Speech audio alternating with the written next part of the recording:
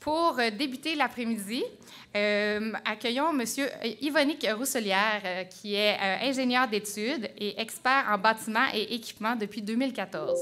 Il est notamment spécialiste sur la conception de bâtiments d'élevage porcin, l'aménagement intérieur des cases et la gestion de l'ambiance.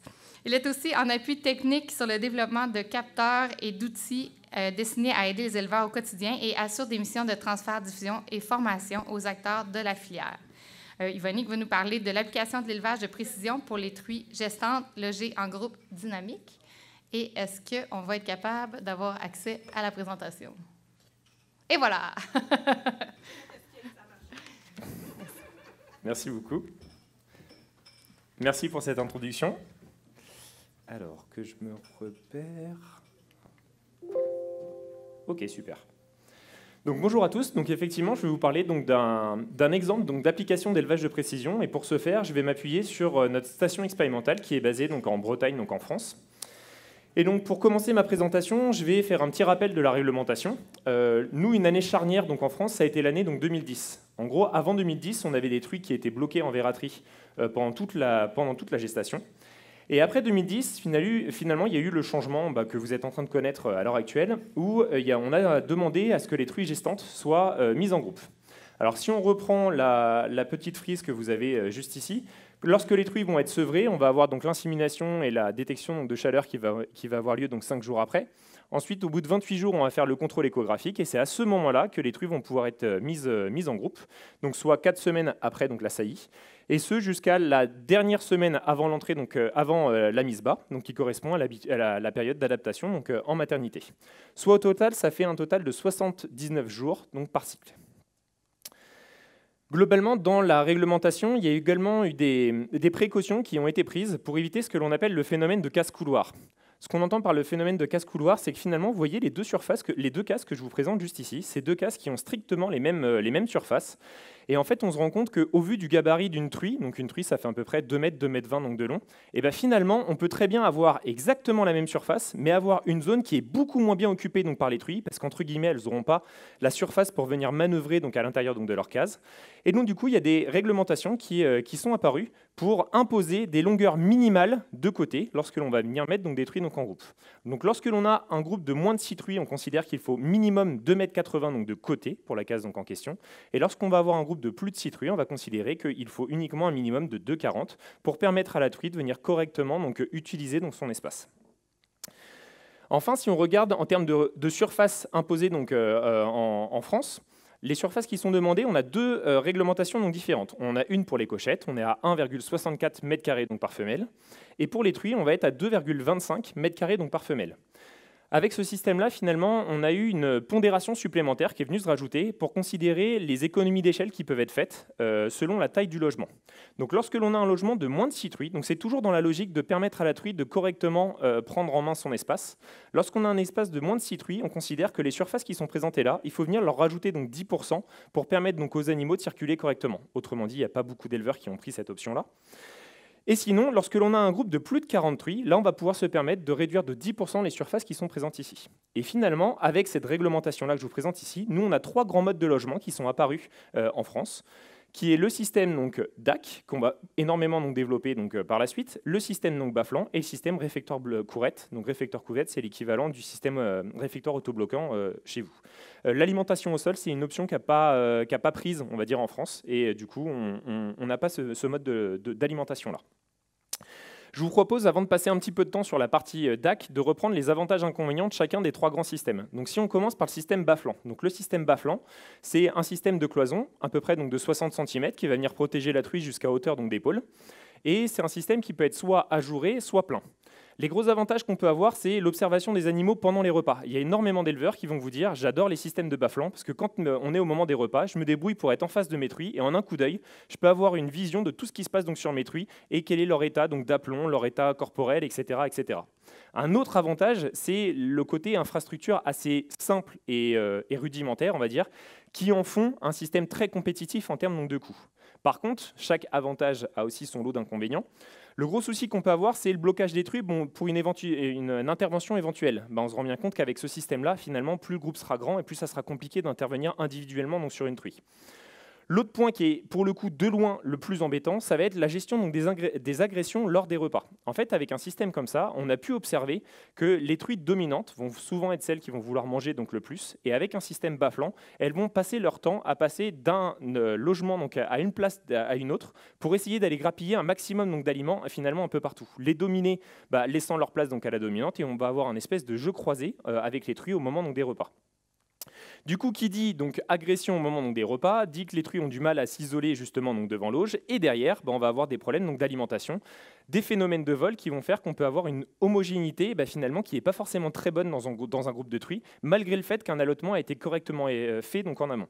Donc ce système-là, globalement, c'est un système donc, entre guillemets pas très coûteux, mais qui n'a pas forcément très bien pris donc, en France pour ces raisons-là. Un autre système lui, qui pour le coup a très bien fonctionné, c'est le système donc, de réfectoire autobloquant. Donc là, la truie va être protégée jusqu'à l'arrière-train. Le gros avantage, c'est la possibilité donc, de bloquer donc, la truie pour toute intervention donc, sur la truie, grâce justement au réfectoire. Là, on va avoir une consommation donc, de l'intégralité de la ration du fait que la truie soit bloquée au moment donc, des repas. Et là, on constate que les truies, lorsqu'elles sont bloquées jusqu'à l'arrière-train, ne vont pas s'amuser à changer de place au moment donc, des repas. Et l'avantage, c'est que c'est adaptable à différentes tailles donc, de cases. Donc on va aller des cases jusqu'à 6 truies, on va pouvoir aller sur des groupes de cases, des groupes de truies, jusqu'à 20, 30 truies dans le même logement. Un point qui est important, par contre, quand on a un système comme ça, la plupart du temps, on va avoir besoin d'avoir une ration identique par groupe de truies. Donc ça sous-entend qu'il va falloir faire un allottement correct de nos truies donc en amont, parce que sinon, on va se retrouver avec des truies en fin de gestation qui vont avoir des gabarits, on va dire, très différents. Par contre, en termes de coût, on se rend bien compte que cette quantité de tubulaire supplémentaire fait qu'on en arrive à un système qui est relativement non coûteux.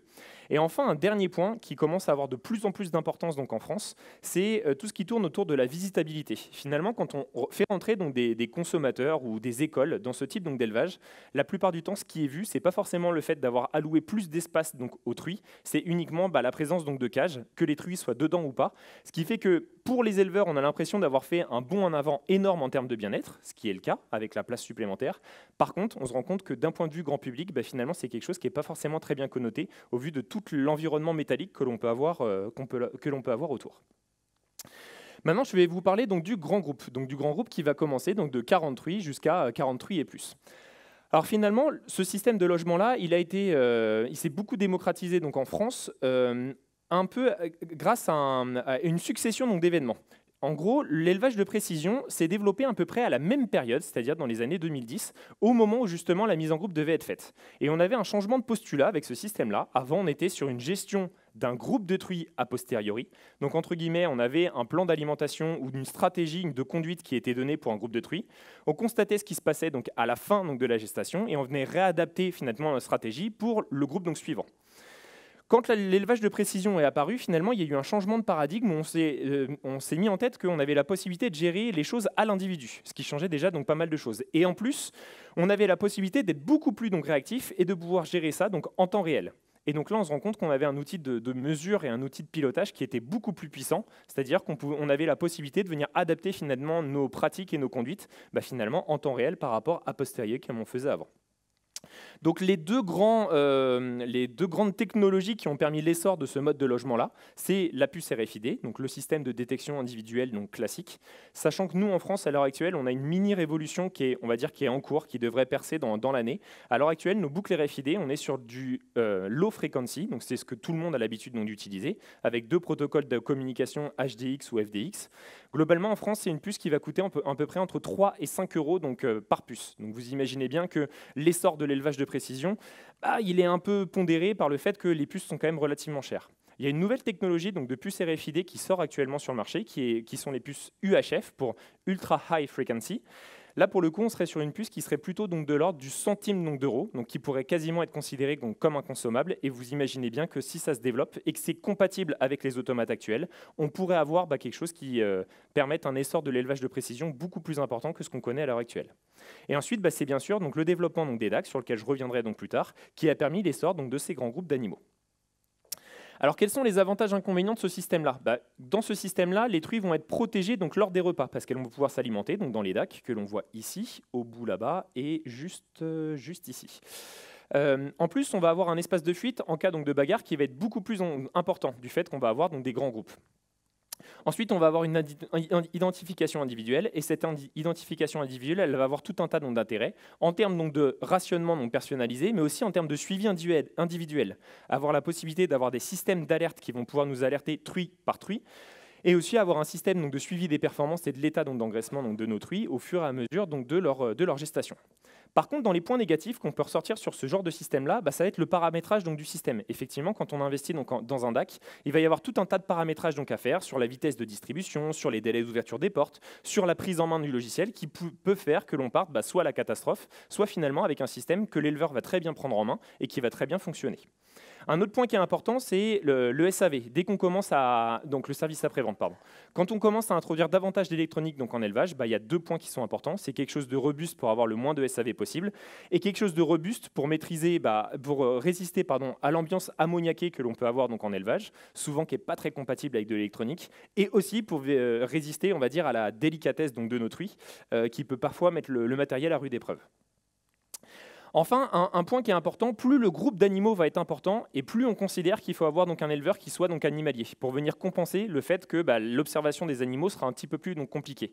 Et souvent, aller mettre des systèmes perfectionnés comme les DAC chez des éleveurs qui ne viennent chercher que de l'électronisme, souvent ça ne fonctionne pas forcément donc très bien. Il faut vraiment avoir quelqu'un donc très animalier donc pour venir entre guillemets contrebalancer cette gestion donc, du grand groupe. Et enfin, le dernier point, ça va être l'entraînement donc, des cochettes, parce que l'entrée donc, dans un DAC peut être assez intimidant donc, pour les jeunes animaux. Alors, dans ma présentation, comme je vous le disais, je vais prendre l'exemple donc, de notre station donc, de Romillet, donc, qui est un élevage tout à fait modeste pour le Canada. Donc, c'est un 200 truies naisseur-engraisseur, conduit donc, en 7 bandes. Et on va avoir un groupe dynamique dans lequel on va avoir 80 truies. Et vous allez voir que dans les technologies que je vais vous présenter, il va y avoir un mélange, un pêle-mêle de technologies finalement qui pourraient très facilement se retrouver donc, dans un élevage canadien. Et d'autres technologies qui sont plus des technologies donc, de recherche et qui, on peut le dire, sont des technologies donc, en devenir qui ont des taux de maturité qui sont donc, un petit peu moins importants pour arriver donc, sur le marché. Donc on va parler d'alimentation, on va parler donc, de récupération des poids en automatique, du comportement d'abreuvement, du niveau d'activité donc, des animaux et enfin donc, de l'antenne Vera. Alors tout d'abord, pour commencer sur l'alimentation de précision. Pourquoi finalement on s'est intéressé à cette thématique-là? Quand on prend le coût de revient d'un élevage de porc, on se rend compte que le coût alimentaire représente à peu près entre 65 et 70% du coût donc, de production. Ensuite, dans le reste de l'histogramme que vous avez ici, on va retrouver donc la main-d'œuvre, les charges diverses, le renouvellement. Du coup, on se rend compte que finalement, même si on fait que très peu d'économies sur ce poste-là, finalement, faire très peu d'économies d'un 65%, ce qui pèse 65% de vos coûts, forcément, ça va pouvoir être assez rapidement rentabilisé. Donc, dans les options qui vont être envisagées pour travailler là-dessus, ça va être le passage en multiphase et la ration individualisée, justement, qui va être permise donc, grâce au DAC. Alors vous allez voir pendant toute ma présentation, vous allez avoir ce schéma-là qui correspond à notre logement donc, de truie donc à Romillet. Donc c'est un logement qui fait donc, en plancher latté intégralement, avec une douzaine de mètres ici et une vingtaine de mètres donc, dans ce sens-là. Et vous allez voir que ce schéma, au fur et à mesure de ma présentation, va venir se compléter. Donc là, on va démarrer donc, la présentation avec uniquement le bloc orange qui est là, qui correspond donc, à nos systèmes DAC. Donc en l'occurrence, on a 2 DAC pour un groupe donc, de 80 truies. Le principe de l'alimentation de précision, Laetitia en a très bien parlé donc, ce matin, l'idée c'est de venir ajuster de manière donc, dynamique et le plus fin possible les apports nutritionnels aux besoins des animaux. Souvent, les 2 objectifs que l'on va viser quand on travaille là-dessus, ça va être l'efficacité alimentaire, c'est-à-dire en donner de moins en moins aux animaux et faire en sorte qu'ils le valorisent de mieux en mieux. Et souvent, quand on travaille sur cet aspect-là, derrière, on va avoir une réduction donc, des rejets qui vont pouvoir être intéressants par rapport au bilan environnemental donc, de nos élevages. Quand on se fixe des objectifs assez ambitieux, finalement, il faut déjà savoir d'où on part et vers où on veut aller. Donc, l'idée, c'est d'avoir aussi une connaissance très fine de la situation initiale donc, de notre élevage, mais aussi des objectifs que l'on souhaite donc avoir. Donc, la situation initiale, ça va être l'épaisseur donc, de l'art dorsal de nos truies à l'entrée donc, en gestation. Ça va être aussi donc, le poids de nos truies donc, à l'entrée donc, en gestante. Et après, l'objectif que l'on se fixe, c'est ce que l'on va avoir avec l'épaisseur de l'art à l'entrée en maternité et le poids à l'entrée donc, en maternité. Derrière tout ça, il va falloir moduler donc tout ça en fonction de la carte d'identité de nos truies. Donc, c'est-à-dire quels sont leurs niveaux de performance, quel est son rang de portée et quel est le nombre de porcelets qu'elle me produit donc, quotidiennement. Alors globalement, un DAC, c'est quoi? Un DAC, ça va être un dispositif dans lequel on va pouvoir mélanger deux types d'aliments donc différents. Alors j'ai dit deux types pour rester, on va dire, dans le raisonnable. On sait que d'un point de vue expérimental, on peut mélanger avec un DAC beaucoup plus d'aliments que ça. Et dans le but de venir adapter ça aux besoins donc, de l'animal. Donc effectivement, on va avoir un aliment qui va être très fort donc, en protéines, un aliment qui va être un peu moins fort en protéines, et on va venir mélanger les deux pour venir adapter ça donc, aux besoins donc, de l'animal. Derrière, quand on va comparer ça à une stratégie d'aliment unique, donc rappelez-vous ce matin quand Laetitia vous présentait donc, les excès que l'on pouvait aller voir notamment en début de gestation par rapport à la courbe des besoins donc, de la truie et par rapport à ce qu'un aliment unique donc, proposait, ben, on se rend compte qu'avec un système donc, de mélange donc, d'aliments, on va pouvoir venir réduire ces fameux excès-là. Et en réduisant ces excès-là, ben, on va réduire de 14% l'ingestion donc, de l'azote, on va réduire de 19% l'excrétion donc, d'azote et on va venir réduire de 8% le coût alimentaire. Et donc l'automate que vous voyez juste ici, donc qui est un DAC justement, et ben quand on a un coût donc, du DAC qui va être entre 5 et 7 000 euros, et ben finalement la réduction du coût alimentaire qui est là, malgré le fait que ça soit que 8%, mais je vous rappelle que c'est 8% de 65% de votre coût de production, ben automatiquement ça va permettre de venir rentabiliser assez rapidement votre matériel. Alors pourquoi on peut avoir des coûts de DAC qui peuvent aller donc de 5 à 7 000 euros? C'est parce qu'on a deux grands types de DAC donc, qui existent. On va avoir ce que l'on appelle donc, les DAC deux voies. Donc les DAC deux voies, on appelle deux voies parce qu'on va avoir une voie dédiée à l'entrée de l'animal. Il va pouvoir venir manger donc, dans l'auge qui est juste située ici. Et on va avoir une deuxième voie qui est donc, la sortie donc, de l'animal. Et les deux voies donc, sont distantes géographiquement donc, dans la salle. Sur ces DAC-là, on va pouvoir mettre donc jusqu'à 40 truies. Et ensuite, on va avoir donc les DAC une voie. Les DAC une voie, c'est parce que la porte d'entrée est la même porte que la porte donc de sortie. Donc là, on voit bien ici, la truie rentre par là, va venir manger, et ensuite va devoir venir faire marche arrière donc pour en sortir. Sur ces DAC-là, on considère qu'on peut mettre que 18 truies, parce qu'on va avoir donc déjà la démarche de reculer, c'est une démarche qui est moins naturelle donc pour les animaux. Et vous imaginez bien que quand on a une truie qui est en train de manger ici, les 17 autres sont en train d'empêcher entre guillemets la truie donc de reculer. Donc si on met beaucoup trop de truies donc sur ces DAC-là, le risque, c'est que justement, ça ne fonctionne pas très bien en termes de compétition. Quelles que soient les deux technologies que l'on voit juste ici, en fait, le mode de fonctionnement est strictement identique donc, pour ces deux types d'automates-là. Si on commence à s'attarder sur la distribution de l'aliment, il y a deux options pour distribuer donc, de l'aliment. Ça peut être soit un système pondéral, donc là vous voyez les vis sans fin qui vont venir faire tomber donc, l'aliment, tomber dans un entonnoir qui est juste ici, et cet entonnoir-là, juste là, on a un peson qui va nous permettre donc, de mesurer la quantité d'aliment qui est présente donc, dans cet entonnoir-là. Et une fois que l'aliment donc, est stabilisé, on va venir faire descendre l'entonnoir donc, en question pour que ça descende donc, dans l'auge. Donc c'est un système qui est très précis, mais qui globalement est assez onéreux, et la plupart du temps on le retrouve plutôt dans des unités donc, de recherche, plus que dans des élevages commerciaux. Dans des élevages commerciaux, on va plutôt travailler avec un système volumétrique. Donc système volumétrique, finalement, on va avoir des tours de vis et on va savoir qu'une seconde de tour de vis correspond à X grammes qui tombent donc dans l'auge. Et donc à partir de ce moment-là, finalement, ça va être très simple de déterminer la quantité d'aliments que je distribue donc dans l'auge.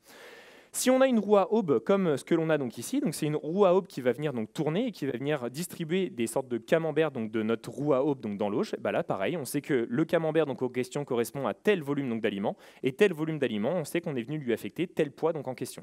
Donc c'est un système qui est très élevage compatible parce que finalement c'est quelque chose de très robuste et très simple. Par contre, le point qui est important avec ces systèmes-là, c'est bien avoir en tête qu'un étalonnage est quand même à prévoir avec ces systèmes-là. Parce que finalement, votre système, lui, ne fait que compter le nombre de secondes que la vis sans fin donc, va fonctionner. Sauf que si lui est persuadé qu'une seconde de fonctionnement distribue 10 grammes, alors qu'en réalité, une seconde de fonctionnement distribue plutôt 12 grammes ou 20 grammes, vous imaginez bien qu'il va y avoir un décalage donc, entre les deux.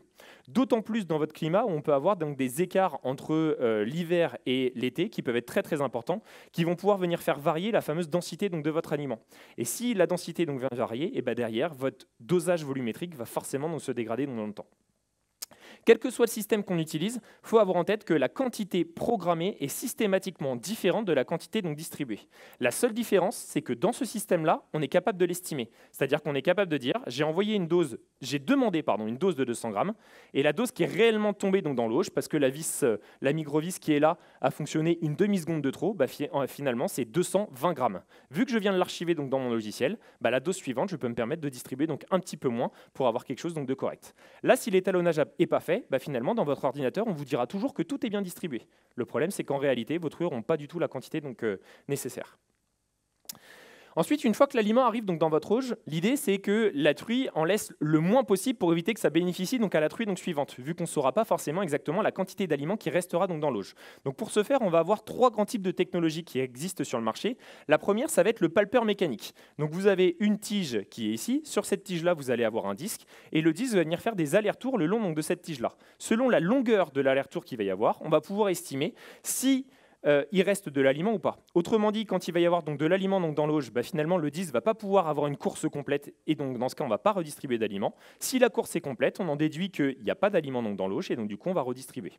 Ces systèmes-là, ils sont très très performants. Par contre, il y a un point de vigilance très important avec ces systèmes-là, c'est avoir une forme de l'auge qui permette vraiment d'avoir une dose d'aliments qui vienne se positionner au pied de la pastille ici.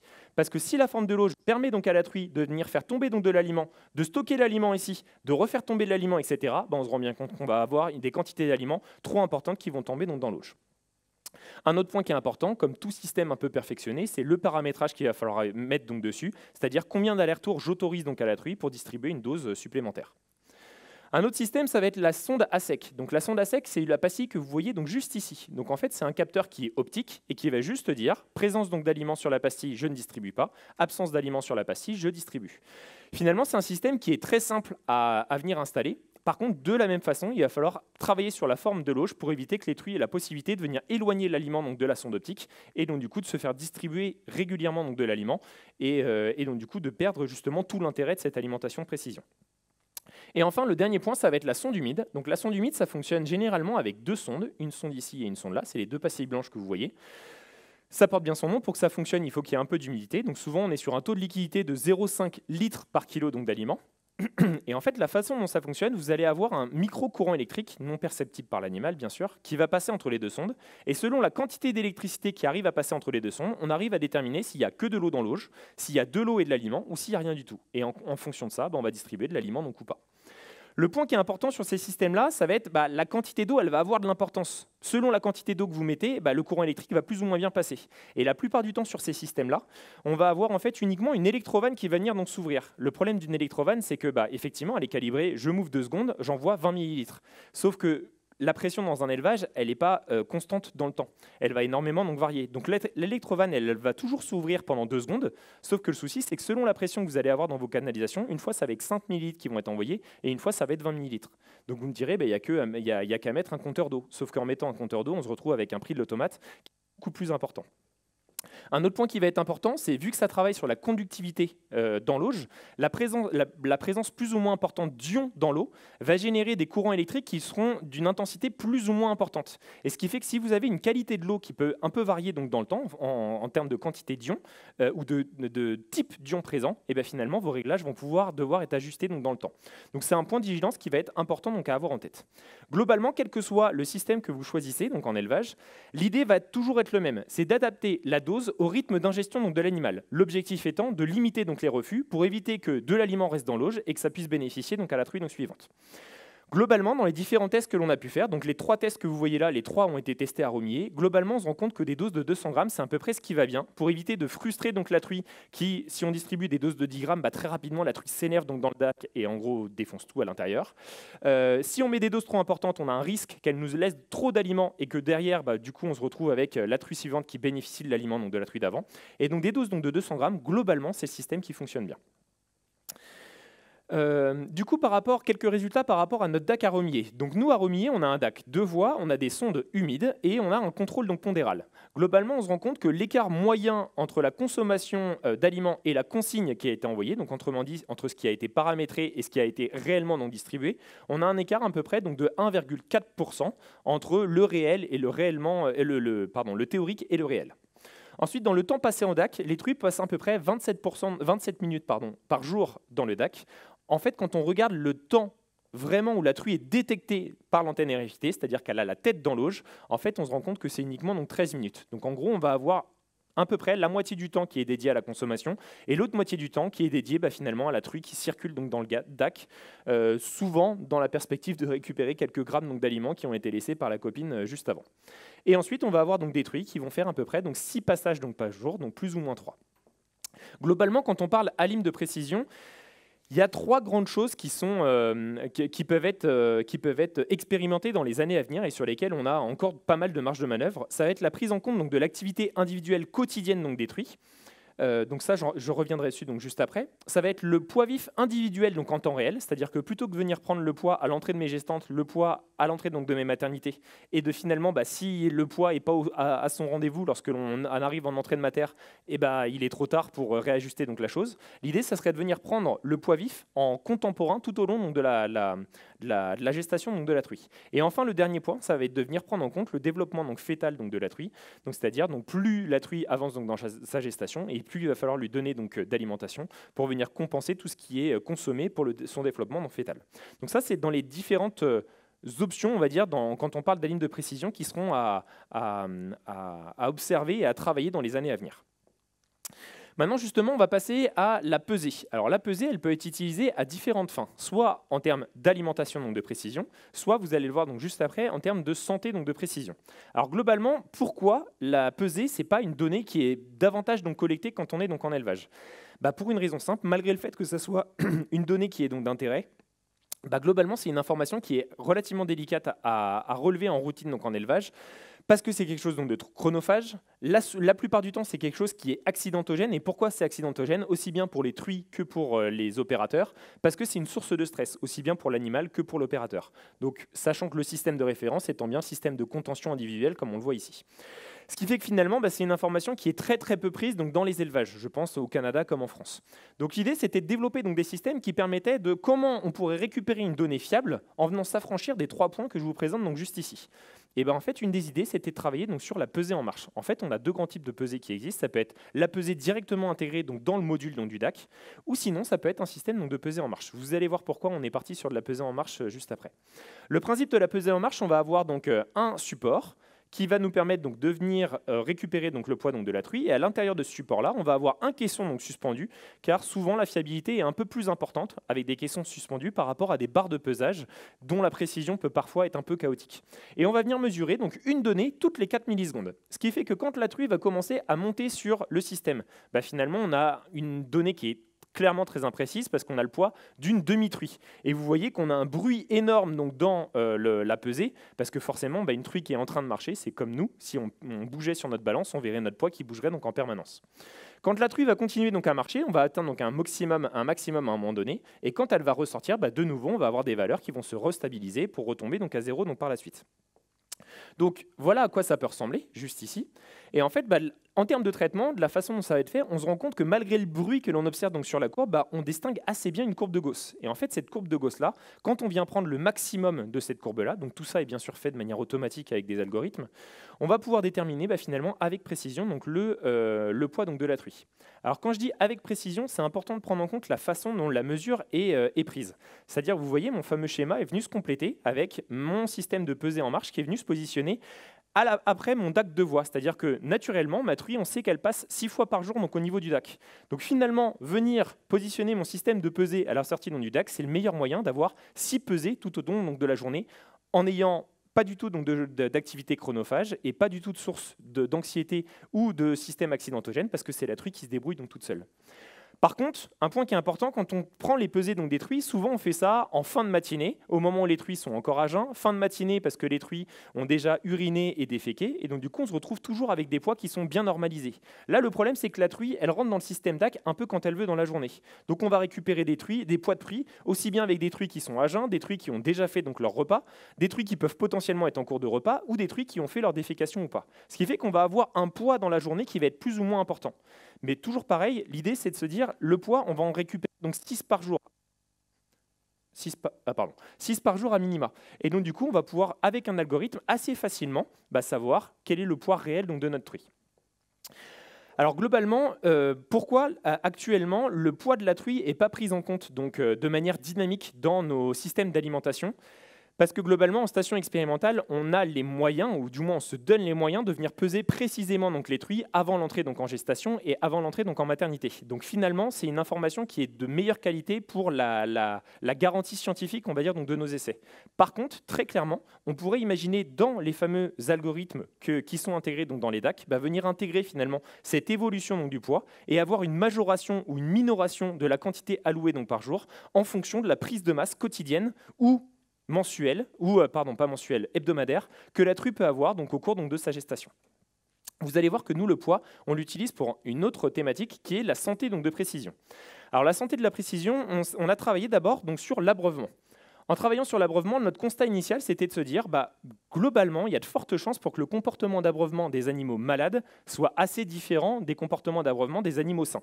Donc l'idée, c'était de se dire, en travaillant, si on a un automate qui nous permet de récupérer des informations sur la consommation d'eau par jour et par visite, sur le nombre de visites donc, par jour et sur les horaires de visite, on serait capable de finalement déterminer, caractériser le comportement sain d'une truie. Et ensuite, si on a des déviances par rapport à ce comportement-là, essayer de voir si c'est corrélé à l'apparition d'une pathologie.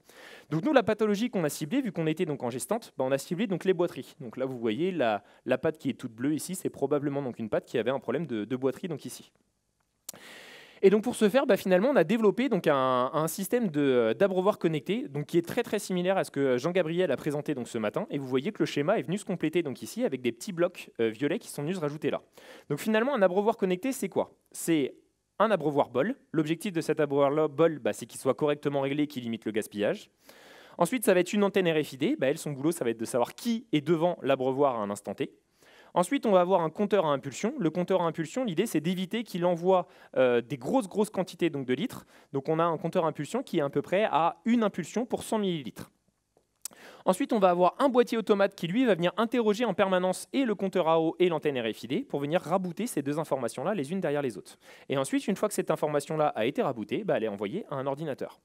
Donc globalement, comment ça se passe? Quand l'animal va venir se présenter donc devant l'abreuvoir, derrière, on va avoir l'antenne RFID qui va détecter la puce en question et qui va dire « Ok, là, c'est la truie numéro 2250 qui est devant mon abreuvoir ». En même temps, la truie va se mettre à actionner donc, la pipette. Et en actionnant la pipette, finalement, l'information va être renvoyée à l'ordinateur sur la consommation d'eau et le temps qu'elle passe donc, devant donc, l'abreuvoir donc, en question.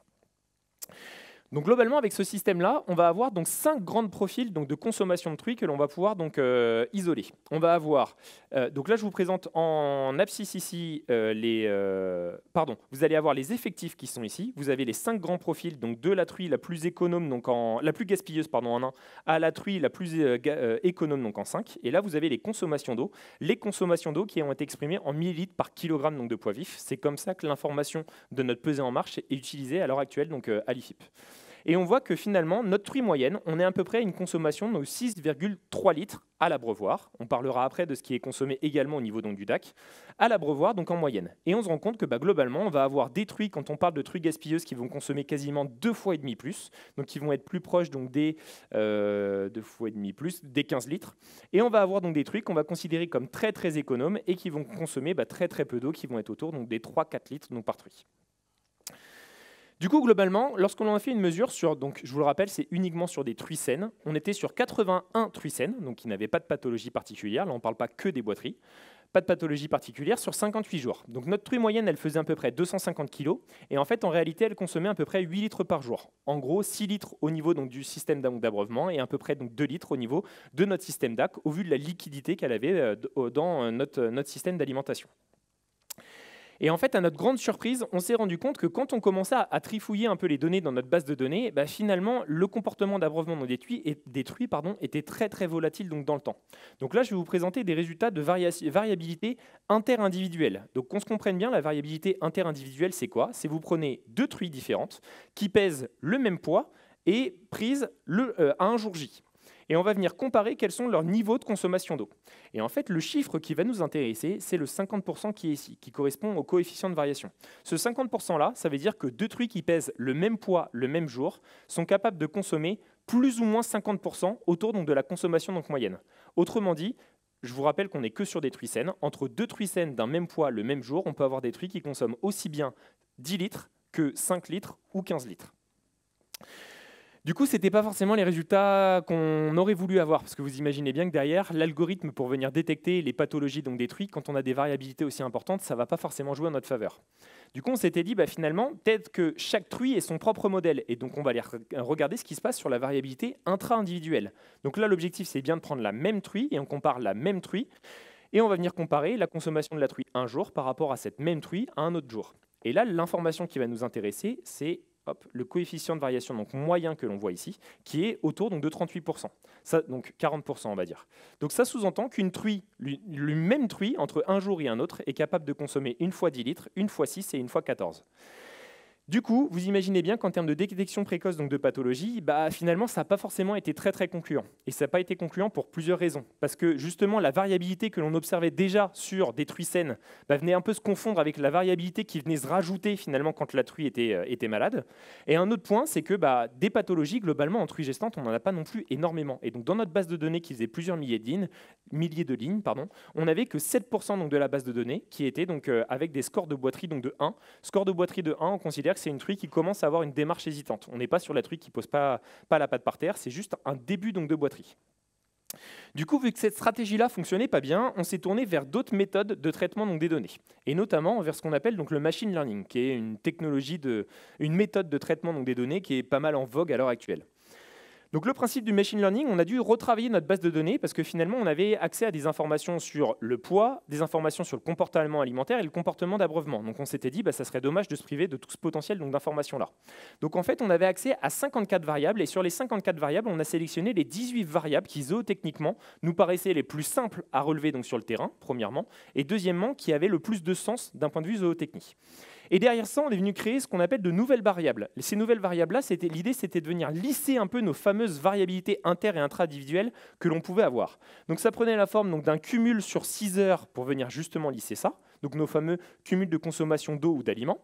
Et c'était donc des moyennes mobiles, c'est-à-dire qu'on venait faire une moyenne mobile sur 48 heures ou sur 72 heures, et au fur et à mesure que la truie avançait dans sa gestation, on venait faire bouger finalement ces fameuses moyennes. Ça, c'était la première étape. La deuxième étape, on a sélectionné les 9 méthodes, on va dire, les plus prometteuses en termes de machine learning. Alors, je ne vais pas toutes vous les citer, elles sont juste positionnées donc juste là. Et la troisième étape, c'était de venir scinder notre base de données initiale en deux bases de données. Une base d'apprentissage sur laquelle on va venir entraîner notre algorithme et lui dire systématiquement ça, c'est une donnée d'une truie saine, ça, c'est les données d'une truie boiteuse. Maintenant, essaye de triturer ça donc, dans tous les sens pour essayer d'en déterminer donc, un modèle qui te permettra de reconnaître le plus facilement possible des truies donc, boiteuses donc, par la suite. Et ensuite, on avait une base de test, bien sûr indépendante de notre base d'apprentissage, sinon on vient chanter donc, l'algorithme, qui nous permettait donc, d'évaluer finalement la validité de notre algorithme créé. Globalement, le meilleur algorithme la meilleure méthode de traitement qui est ressortie, c'était donc le bagging cart. Le bagging cart, il avait donc une moyenne de prédiction donc de 75%. Il avait une sensibilité également donc de 75%. Donc une sensibilité de 75%, c'est la faculté de l'algorithme à détecter quand une truie est boiteuse. Il la détecte boiteuse et la truie, quand on vérifie si elle l'était donc bel et bien. Une spécificité donc de 95%. Une spécificité de 95%, c'est l'algorithme vous dit que la truie n'est non boiteuse, et quand on va vérifier, on se rend compte que la truie est réellement donc non boiteuse. Donc globalement, on a eu des résultats qui nous paraissaient assez prometteurs, parce qu'on partait donc de rien du tout. Par contre, malheureusement, si on revient à l'objectif initial qu'on s'était fixé, notre objectif, c'était de développer un outil utilisable donc, par les éleveurs. Et vous imaginez bien qu'une sensibilité de 75%, c'est-à-dire quand l'algorithme va dire 4 fois qu'une truie est boiteuse, en fait, en réalité, il y a 3 alertes qui sont correctes et il y a une alerte sur 4 qui est erronée. Vous imaginez bien qu'un système qui a un taux de sensibilité aussi mauvais, entre guillemets, très rapidement, l'éleveur va un peu se lasser d'aller voir donc, des truies qui finalement n'ont rien donc, de spécial, et donc du coup, c'est un système qui va être abandonné. Donc du coup, finalement, on se retrouve un peu mitigé en termes de résultats, d'autant plus que quand on a développé donc, notre système, notre abreuvoir connecté, on était à peu près donc, à 1 500 €, donc le système. Donc vous imaginez bien qu'il faut d'une, détecter énormément donc, de truies boiteuses, sachant que les boiteries, ce n'est pas forcément ce qu'on vise donc, en élevage. Et deuxièmement, il faut surtout être très très performant et ne pas en louper quand on arrive à ces prix-là.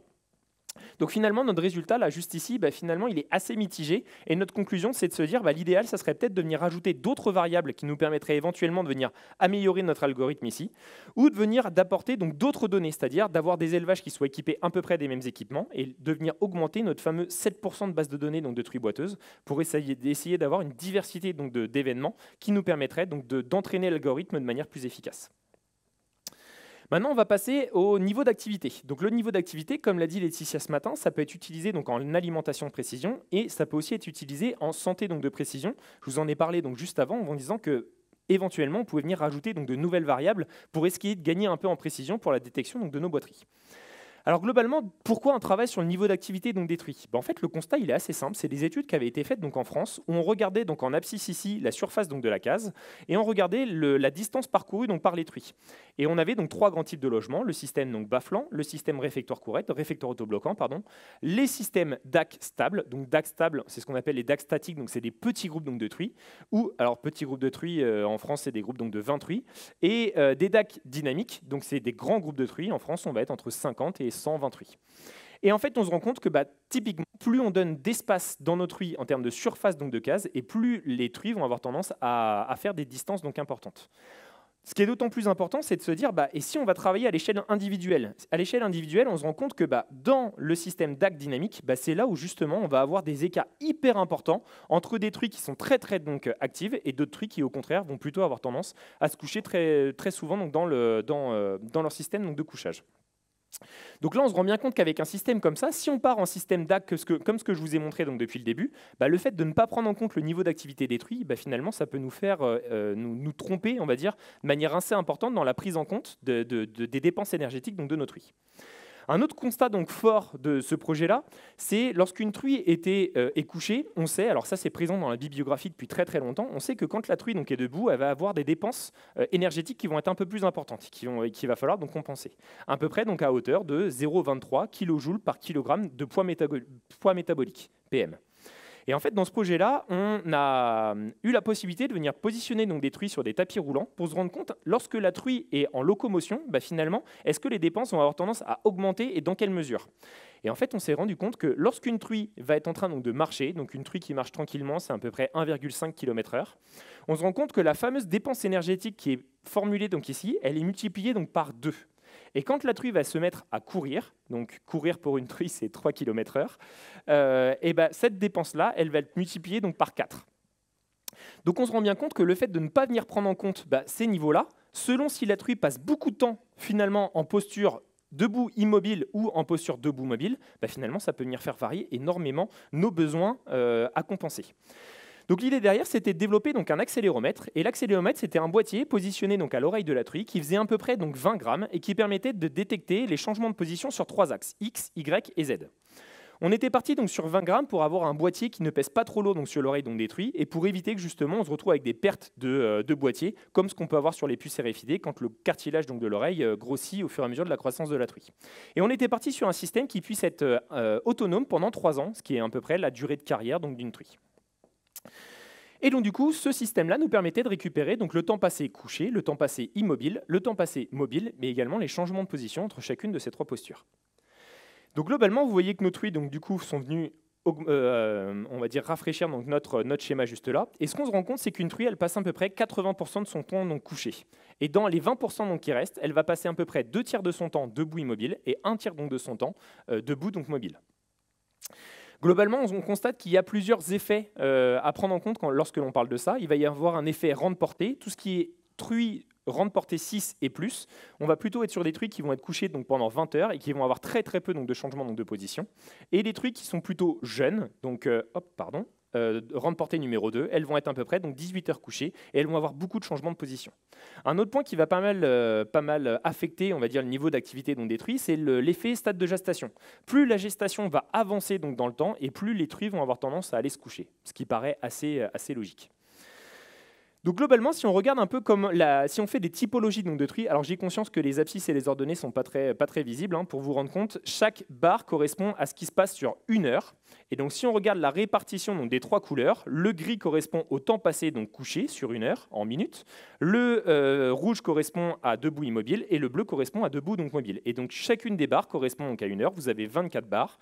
Et là, le début donc, du graphique, c'est midi. Midi, c'est l'heure à laquelle le DAC vient s'ouvrir donc, sur notre station. Donc là, vous voyez que le pic est à peu près donc, à 16 heures ici. Donc là, on est à 11 heures du matin. Donc assez logiquement, on se rend compte que lorsque le DAC vient à s'ouvrir, finalement, on a un gros pic d'activité aussi bien en debout mobile qu'en debout donc immobile pour l'ensemble donc de nos truies. Donc on est sur un groupe donc de 20 truies pendant 20 jours. Et globalement, une fois que tout le monde donc a mangé, et ben globalement les truies ont tendance à aller se coucher et sont beaucoup moins actives.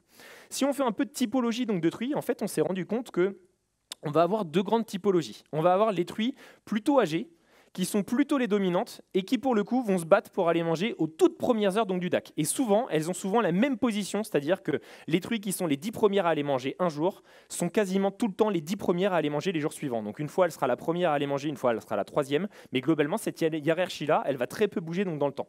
Donc elle est très très active au moment d'aller se battre, on va dire, pour imposer sa loi et aller manger sa ration donc, en première. Et une fois que c'est fait, et ben, finalement, c'est les truies qui vont avoir très très peu de changements de position et qui vont aller dormir tout le reste donc, de la journée. Ça, c'est typique de nos truies dominantes âgées.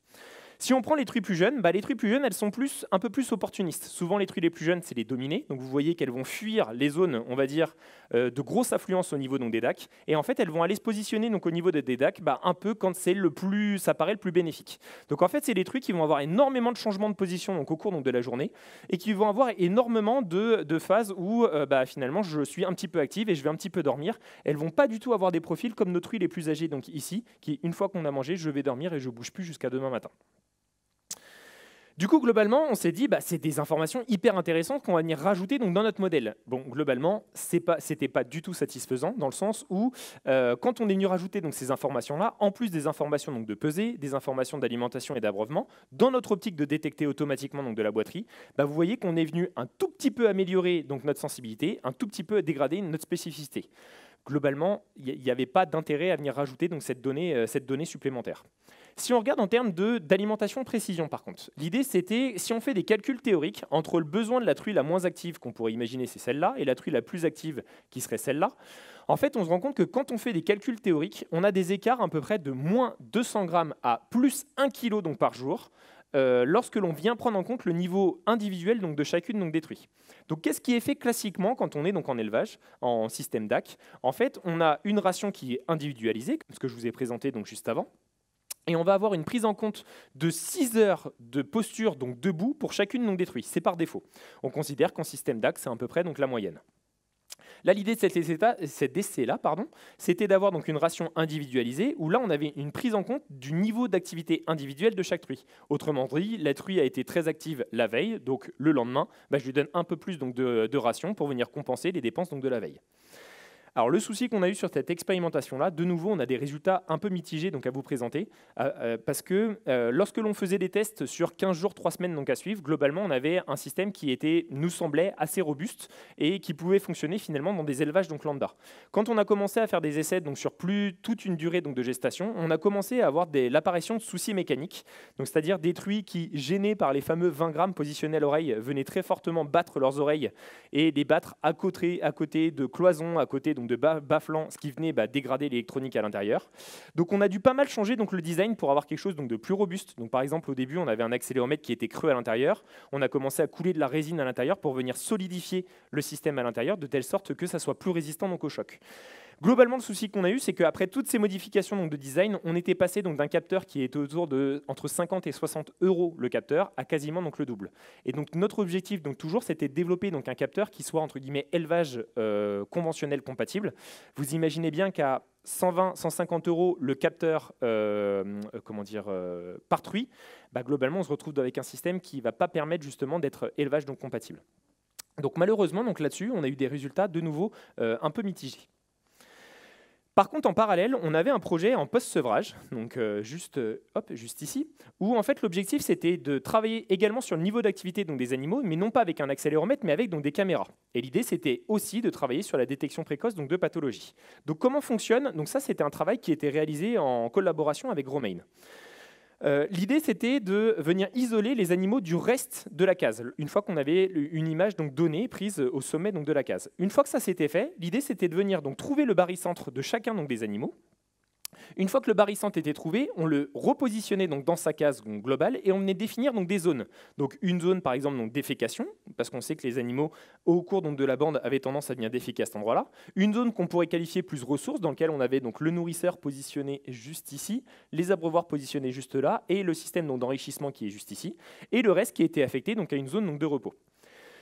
Et ensuite, derrière, on venait positionner des axes X et Y, et on venait déterminer la position du fameux barycentre de chacun de nos porcelets toutes les 10 secondes sur ce fameux axe-là, pour nous permettre de déterminer le temps que les porcelets passaient donc, dans chacune des zones. Donc, si je vous présente les résultats, là, vous voyez une petite vidéo qui défile en continu.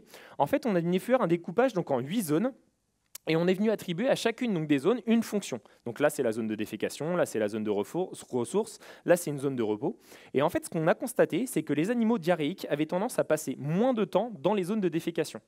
Globalement, la hiérarchie dans une case fait que les animaux vont toujours déféquer donc, au même endroit. Et globalement, les animaux diarrhéiques avaient plutôt tendance à venir déféquer à d'autres endroits que la case, on va dire, la localisation donc, de la case qui était dédiée donc, justement à cette activité-là.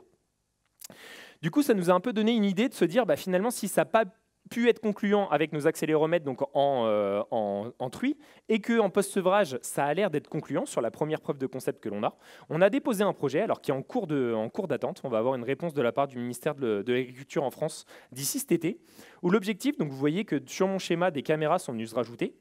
On va avoir un tracking finalement de nos 80 truies et on va déterminer une trace donc, par truie qui correspond finalement au niveau d'activité. Donc si la trace s'arrête, on est en mesure de savoir la trace en question, est-ce que la truie est debout ou couchée. Et quand la truie se met à bouger, finalement on va être en capacité de venir déterminer de suivre la truie. Le point qui est un peu embêtant avec ce système-là, c'est que c'est bien d'avoir une trace, sauf que si on veut faire de l'alimentation de précision ou de la détection précoce donc de pathologie, il faut affecter un numéro de truie à cette truie-là. Sauf qu'il s'avère que nous, des antennes RFID, on en a déjà truffé partout donc dans notre élevage, entre les abreuvoirs ici, le système de Pesela et le système donc de DAC. Donc l'idée, c'est d'utiliser nos automates pour venir identifier un numéro à chacune donc des traces. Et après, le monde n'étant pas parfait, probablement qu'on va perdre des traces au fur et à mesure du temps. Et donc les DAC peuvent être, les automates peuvent être une bonne opportunité, si on vient correctement tracer ce qui se passe ici, de venir récupérer les traces en question avec le numéro donc de la truie, de telle sorte qu'on puisse repartir sur un tracking de l'animal en question. Donc l'objectif, c'est bien de travailler à la fois sur de l'alimentation de précision et de travailler sur de l'étude de comportement. Globalement, on est sur un coût à peu près de 300 € la caméra, plus le coût de stockage de toutes les vidéos en question, qui est un coût qui n'est pas négligeable du tout, mais qui n'a pas été chiffré donc, pour le moment. Et donc les difficultés qu'il va falloir lever donc, dans ce projet-là, si on veut réussir à avoir quelque chose de concluant et qui soit terrain compatible, ça va être d'avoir quelque chose donc, avec un traitement en temps réel de ce qui se passe donc, dans la salle, pour venir adapter donc, l'alimentation donc, en conséquence. C'est la gestion donc, du volume de données, où quand on gère donc, de la vidéo donc, en temps réel, mine de rien, ça prend énormément donc, de place sur les serveurs. Ça va être le recoupement donc, entre les caméras qui n'est pas simple dans ce type de système-là. C'est-à-dire que la caméra qui est ici, par exemple, va venir prendre toutes les truies qui sont là. La caméra qui est en face va venir prendre tout ce qui est ici. Donc une truie qui sort du champ de cette caméra-là rentre systématiquement dans le champ de la caméra donc d'en face. Sauf que d'un point de vue tracking vidéo, c'est quelque chose qui n'est pas trivial de faire donc, ce genre de choses. Donc ça sera un autre challenge. Et enfin, ça sera la proximité donc, des truies, parce qu'on s'est rendu compte, si je reviens sur le schéma juste avant, la grosse difficulté qu'on a, c'est quand les porcelets, donc la zone de couchage était plutôt ici, dans cette case-là, quand tous les barycentres viennent se réunir à un seul et même endroit, et finalement, quand les porcelets viennent à se séparer ensuite, on a du mal à savoir est-ce qu'il y a eu un croisement des barycentres et qu'on a inversé donc, de traces ou pas. Donc sur des porcelets, on a tendance à voir nos fameux pyramides de porcelets, on va dire, quand on est en début de post-sevrage. En truie, c'est moins le cas. Donc normalement, les barycentres devraient être un petit peu plus faciles donc, à suivre. Maintenant, je vais vous parler donc, de l'antenne Vera. Et on pourrait qualifier ça de reproduction, on va dire, de précision. Le constat initial pour travailler sur de l'antenne Vera, c'est combien ça nous coûte finalement quand on a des problèmes de reproduction donc, sur un système DAC. Alors globalement, lorsqu'on se rend compte, une fois que notre maternité donc, est vide, c'est-à-dire que la truie arrive et on se rend compte que en fait, elle n'est pas pleine, on sait que ça nous coûte à peu près 580 € le fait d'avoir une portée qui sera non valorisée donc, par la suite. Sauf que souvent, ce qu'on oublie donc, de chiffrer, c'est que la truie en question, si elle a avorté si on se rend compte qu'elle a avorté une fois arrivée en maternité, il y a également tout l'aliment qu'elle a consommé pendant les fameux 79 jours par cycle, qui finalement, cet aliment-là a été consommé donc, pour rien. Donc l'idée, c'était de se dire, si on arrive à détecter l'avortement plus tôt, finalement, quel gain on peut récupérer donc, derrière ? On a fait des simulations donc, pour ça et on se rend compte que si un avortement, on s'en rend compte au bout de 45 jours de gestation, au vu de tout l'aliment qui est économisé donc, derrière, si on s'en rend compte une fois qu'elle rentre en mater, et qu'on la fait re-rentrer dans un cycle plus rapidement, finalement, on va pouvoir économiser jusqu'à 112 € d'économie d'aliments. Si jamais on vient s'en rendre compte un peu plus tard, forcément, la truie elle a consommé donc, un petit peu plus d'aliments. Donc là, on va faire uniquement, pour 85 jours de gestation, si on s'en rend compte à ce moment-là, on va faire uniquement donc, 68 € d'économie d'aliments. Donc l'idée, c'était de se dire, finalement, une antenne Vera, donc une antenne Vera, c'est le petit carré vert qui est venu se rajouter donc ici, finalement, c'est quoi? C'est rien d'autre que positionner une case Vera, et dans cette case Vera, on va avoir des cloisons pleines, et vous allez avoir donc les petits rectangles rouges ici qui correspondent donc à des trous. Et ces trous-là, ils communiquent avec quoi? Ils communiquent avec notre parc de truies gestantes. Donc le principe d'une antenne Vera, entre guillemets, il n'y a rien de plus simple, c'est rien d'autre qu'un monitoring en temps réel, des trucs qui vont être détectés donc devant donc l'antenne en question. Et on va avoir deux grands cas de figure. On va avoir le cas de figure de quelques contacts par semaine. En gros, c'est rien d'autre que des truies curieuses qui ont vu un trou, un animal de l'autre côté, et qui se demandent qu'est-ce qui peut être donc de l'autre côté. Donc globalement, ça, c'est pas très très informatif. Par contre, on va avoir donc des truies qui vont avoir d'un seul coup plusieurs dizaines de contacts par jour. Et donc là, souvent, tout le temps, c'est lié à un retour donc en chaleur. Donc avec un système comme ça, finalement, je peux réussir à détecter très très rapidement que la truie est retournée en chaleur et donc la remettre finalement à l'insémination pour éviter qu'elle me consomme de l'aliment pendant une durée trop importante. Et une antenne Vera, finalement, des Vera, on en a besoin donc en élevage, nos Vera souffleurs. Et en fait, l'investissement dans les cloisons ici, la détection, l'installation de l'antenne en question et venir relier tout ça à un ordinateur, on est à peu près à 250 € donc d'investissement. Donc l'antenne Vera, c'est de loin le système qui n'est pas forcément très très perfectionné en termes d'élevage de précision, mais par contre qui est rentabilisé à une vitesse folle au vu de ce que je vous ai présenté juste avant.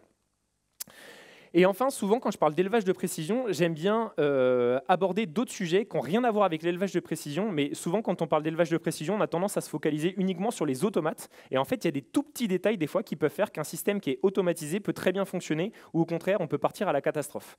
Dans des exemples très, très concrets, c'est les fameuses cloisons que l'on voit donc ici sur le schéma et qu'on le retrouve donc ici.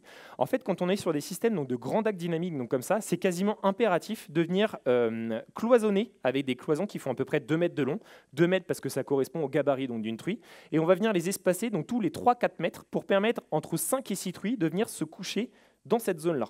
Et en fait, on se rend compte que souvent, des éleveurs qui n'ont pas installé des systèmes de cloisons comme ça vont vous dire « Depuis que j'ai investi dans de l'élevage de précision, etc., mes truies, elles sont agitées, ça bouge dans tous les sens, etc., etc. » Et en fait, on se rend compte que souvent, ça a affecté aux automates qui sont installés. Alors, je ne dis pas que ça ne peut pas être le cas, mais des fois, on se rend compte que juste en venant rajouter ces fameuses cloisons-là, on se retrouve avec des groupes qui sont beaucoup plus calmes et que ça se passe donc beaucoup mieux donc derrière.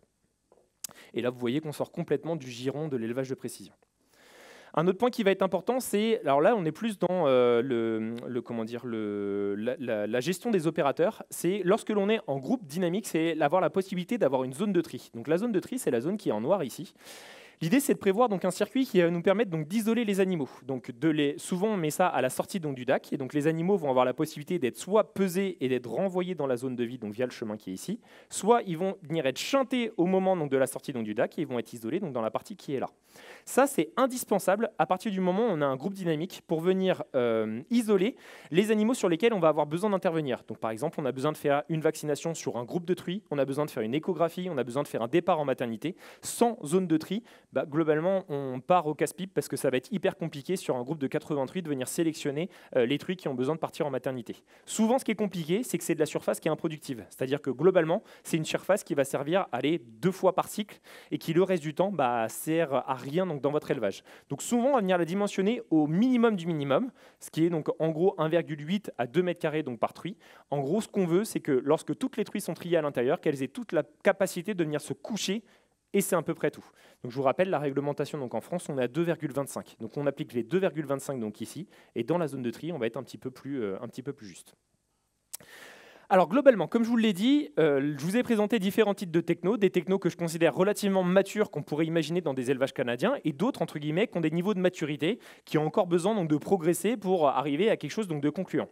Si maintenant on se projette dans un contexte canadien, je pense que globalement, avoir un système donc, de DAC une voie ou de DAC 2 voies quand on est en grand groupe, ça me paraît indispensable, au vu de tous les éléments que je vous ai présentés avant.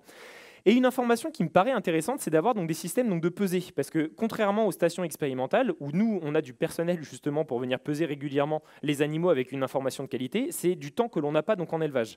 Donc avoir un système de pesée qu'on pourrait venir positionner à l'intérieur du DAC une voie, comme ce que Sébastien nous a présenté ce matin, ou au niveau donc d'un DAC deux voies, et finalement, ça peut nous permettre de récupérer une information très très importante pour venir justement nourrir notre algorithme d'alimentation de précision donc derrière. Sachant que le gros avantage d'un DAC 2 voies, c'est qu'on peut venir mutualiser le système de balance connectée, balance en marche pour plusieurs DAC, c'est-à-dire qu'on va venir mettre les DAC, on appelle ça en enfilade, et on va avoir un couloir donc commun, de telle sorte qu'on va avoir une seule station de pesée, potentiellement pour 5-6 DAC. Quand on est en DAC une voie, par définition, il va me falloir un système de pesée, donc par système. Au Canada, vous avez très peu donc, de groupes dynamiques, parce que vos tailles d'élevage vous permettent de mettre sur un DAC un seul et même groupe de tri. Par contre, ça me paraît important d'avoir non pas une zone de tri, mais par contre un parc d'isolement. Un parc d'isolement, ça peut être hyper pratique pour isoler une truie en infirmerie, pour intervenir sur une truie justement qui a une pathologie particulière et que vous avez besoin de venir isoler du reste du groupe sans avoir besoin de courir au milieu de vos 60 truies pour venir l'isoler à un endroit, pour changer une boucle RFID. Donc pour moi, une zone de tri, c'est vraiment une surface qui est trop importante. Par contre, avoir un parc d'isolement dimensionné pour 1 ou 2 truies, ça me paraît intéressant. Et après, comme je vous l'ai dit, pour l'antenne Veras, pour moi, ça me paraît une technologie qui se rentabilise très rapidement. C'est dommage de s'en passer. Par contre, pour tout ce qui est suivi d'activité et pour tout ce qui est suivi des consommations d'eau, comme je vous le disais, pour moi, on est sur des technologies qui sont un peu trop justes à l'heure actuelle. Maintenant, si je dois conclure sur ma présentation, je voudrais vous faire une conclusion un peu en 2 temps. Une première conclusion sur, je sais que le thème d'aujourd'hui, c'est la réduction de la contention des stations. Sauf qu'il faut savoir qu'en Europe, à l'heure actuelle, on a clairement une dynamique pour arrêter la contention sur les truies. Et donc globalement, on a une grosse tendance sur les maternités donc liberté. Donc ce qu'on entend par une maternité liberté, c'est pas du législatif, c'est de la préconisation. On est sur du 6,5 m² donc par case, ce qui permet donc d'allouer 4,5 m² donc par truie. Et en gros, on va venir bloquer les truies avant la mise bas et jusqu'au soin des porcelets. Donc finalement, on va se retrouver à venir bloquer les truies environ 10 jours, contrairement à 33 jours si on était en sevrage 28 jours, comme on faisait donc avant. Donc ça, c'est un process qui est déjà en cours et quasiment tous les éleveurs investissent dans de la maternité liberté. Et s'ils ne le font pas, c'est uniquement pour des raisons de trésorerie. Parce que forcément, plus de surface, ça demande donc plus d'argent. Ensuite, il y a également la dynamique de la verraterie donc en groupe. Donc en France, on n'en est pas encore là, mais typiquement, si en France ça devait se développer, ça correspond à venir faire un groupe gestante donc en plus, ce qui permet donc de supprimer la verraterie. Par contre, il y a d'autres pays qui sont déjà embringués dans ce type de démarche-là. Je pense notamment donc à l'Allemagne. L'Allemagne, il y a la date butoir de 2029 qui a été donc statuée pour l'arrêt de la verraterie donc bloquée. Donc on passera à des verrateries donc en groupe. Alors très honnêtement, moi ça me paraît un peu étonnant, mais les Allemands ont acté que des truies, une verraterie, on sera à 5 m² donc par truie, soit 2 fois la surface qui est allouée à l'heure actuelle pour des truies donc gestantes, alors qu'en truie gestante, elles y passent 79 jours et qu'en verraterie, elles y passent 33 jours. J'avoue que c'est un peu obscur pour ma part, mais je ne comprends pas trop donc, cette démarche. Globalement, c'est une démarche quand même assez globale de venir réduire la contention et de passer de 66 jours de contention sur un cycle de truie comme ce que l'on a à l'heure actuelle à maximum 15 jours au vu de quelques jours de contention que l'on a en maternité et des quelques jours de contention que l'on a en verraterie. Et enfin, si je devais conclure sur le développement des outils d'aide à la décision, donc OAD, vous voyez que pendant toute ma présentation, je suis venu garnir mon fameux schéma donc, sur le côté. Et globalement, si on doit se projeter, on se rend compte que nos élevages, ils sont la plupart du temps de plus en plus grands et on a de plus en plus de difficultés à trouver de la main-d'œuvre qualifiée pour travailler donc, dans ces élevages-là. Donc quand on parle élevage de précision, il ne faut pas oublier donc, derrière que si ces fameux capteurs-là, on les met dans les mains de main-d'œuvre donc moins qualifiés donc, que ce qu'on pouvait avoir donc, avant, et l'objectif, ça va vraiment de développer donc, des outils qui sont hyper précis et hyper fiables. Et globalement, on va pouvoir distinguer 2 grands types donc, de capteurs. Enfin, moi, c'est la dichotomie que je fais. On va pouvoir identifier ce qu'on appelle des capteurs multitâches. Le capteur multitâche, la caméra est un très bon exemple et c'est vraiment une technologie en devenir. C'est-à-dire qu'une fois que la caméra est installée, selon le traitement d'image que l'on fera derrière, on peut imaginer des applicatifs sur la santé, sur l'alimentation, sur le comportement, etc. Donc là, en termes de rentabilité, vu qu'on a plusieurs applicatifs pour un seul et même capteur, on se dit qu'en termes de retour sur investissement, ça sera probablement un peu plus rapide. Sinon, on peut avoir des capteurs qui peuvent très bien être monotâches. Le DAC en est un exemple. Un DAC ne fait que alimenter donc, les truies. Sauf que pourquoi les gens investissent donc, dedans? Souvent parce qu'on va avoir une rentabilité donc, qui est rapide ou un intérêt zootechnique qui va être très important. Voilà, et je vous remercie pour votre attention. Donc bien sûr, je remercie tous mes collègues parce que vous imaginez bien, tout ça, ce n'est pas le travail que d'une seule personne. Il y a toute une équipe donc derrière, aussi bien à l'IFIP qu'avec les industriels avec lesquels on travaille. Je voudrais remercier les organisateurs pour m'avoir donné l'opportunité de vous présenter tout ça. Et du coup, je voulais vous remercier aussi parce que c'est la première fois que je viens au Canada et l'accueil est vraiment au rendez-vous. Donc merci à tous.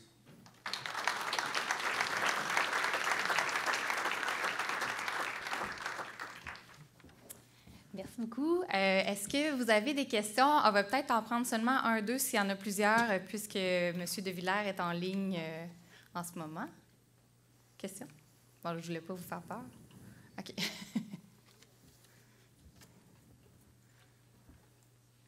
ce que j'ai compris, que vous alimentez les truies gestantes toujours le jour. Oui, tout à fait. Pourquoi? L'objectif, c'est, comme le disait Laetitia ce matin, c'est de venir coller le plus possible les apports nutritionnels aux besoins donc, de la truie. Et en fait, si on veut aller chercher des réductions du coût alimentaire, c'est une méthode qui est hyper efficace pour économiser énormément donc, de protéines, donc gagner plus rapidement donc, de l'argent et rentabiliser le matériel. Par contre, ça sous-entend des algorithmes qui sont assez délicats à développer. Et c'est pour ça que l'alimentation de précision, on commence à avoir des résultats fiables que, entre guillemets, maintenant, alors qu'on a 10 ans d'expérience donc, sur le sujet. Parfait. Avez-vous une question? C'est un verre d'eau. C'est un verre d'eau, parfait. Super. Alors, merci beaucoup. De rien.